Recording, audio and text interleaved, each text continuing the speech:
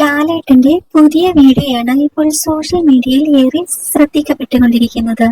ദൃശ്യത്തിലെ George കുട്ടിയുടെ ലുക്കിൽ സ്കൂളിലെ വിദ്യാർത്ഥികളെ കാണാനെത്തിയിരിക്കുകയാണ് നടൻ ലാലേട്ടൻ.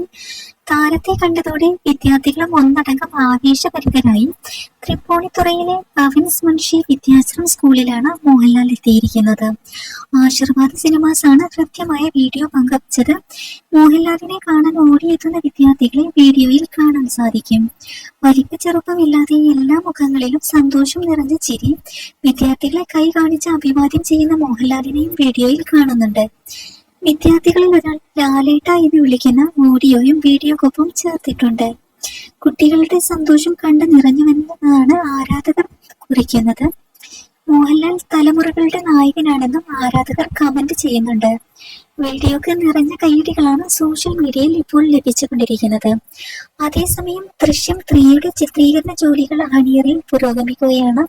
ജോർജ് കുട്ടി എന്ന കഥാപാത്രത്തിന് 4 വർഷത്തിന് ശേഷം ഉണ്ടാകുന്ന മാറ്റങ്ങളെയാണ് 3ാം ഭാഗത്തിൽ കൊണ്ടുവരുന്നതെന്ന് ജിത്തു ജോസഫ് നേരത്തെ പറഞ്ഞിട്ടുണ്ടായിരുന്നു.